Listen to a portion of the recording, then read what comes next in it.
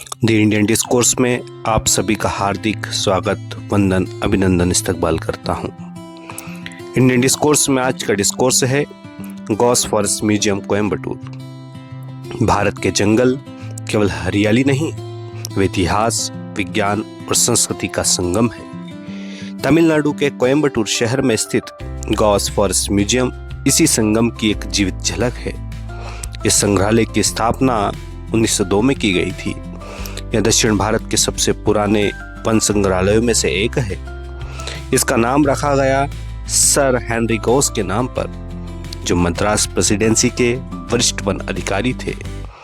इस संग्रहालय का उद्देश्य केवल प्रदर्शन नहीं था, बल्कि साइंटिफिक फॉरेस्ट्री की समझ विकसित करना था। गॉस फॉरेस्ट म्यूजियम का सबसे महत्वपूर्ण भाग है इसका टिम्बर सेक्शन, जहां सागौन, शीशम, रोजवुड, चंदन और कई दुर्लभ लकड़ियों के नमूने रखे गए हैं। हर लकड़ी के साथ उसका वैज्ञानिक नाम, भौगोलिक विवरण और उपयोग भी बताया गया है।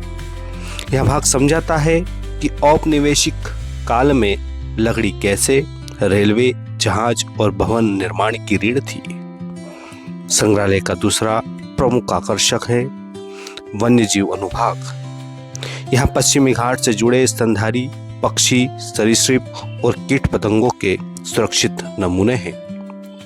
पश्चिमी घाट दुनिया के प्रमुख बायोडायवर्सिटी हॉटस्पॉट्स में से एक है और यह अनुभाग उस जैव विविधता को सरल और शैक्षणिक तरीके से प्रस्तुत करता है। एक विशेष खंड नॉन टिम्बर फॉरेस्ट प्रोडक्ट्स और जड़ी बूटियों को समर्पित है। यह भाग बताता है कि वन केवल लकड़ी नहीं देते, बल्कि भोजन, औषधि और आजीविका भी प्रदान करते हैं। यहाँ हमें आदिवासी समुदायों और जंगलों के बीच गहरे संबंध की समझ मिलती है। छात्रों, शोधकर्ताओं और वन प्रशिक्षण से जुड़े लोगों के लिए यह संग्रहालय एक जीवित पाठ्य पुस्तक है। यह हमें सिखाता है वन प्रबंधन कैसे विकसित हुआ, संरक्षण क्यों आवश्यक है और सतत विकास का अर्थ क्या है। आज जब वनों की कटाई और जलवायु परिवर्तन वैश्विक चिंता बन चुके हैं, गॉस फॉरेस्ट म्यूजियम हमें अतीत से सीखने का अवसर देता है, क्योंकि जो समाज अपने जंगलों को समझता है, वही अपने भविष्य को सुरक्षित कर सकता है।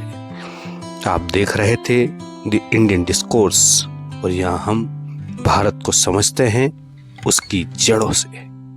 बहुत बहुत धन्यवाद। चैनल को लाइक, शेयर और सब्सक्राइब करते रहे। धन्यवाद।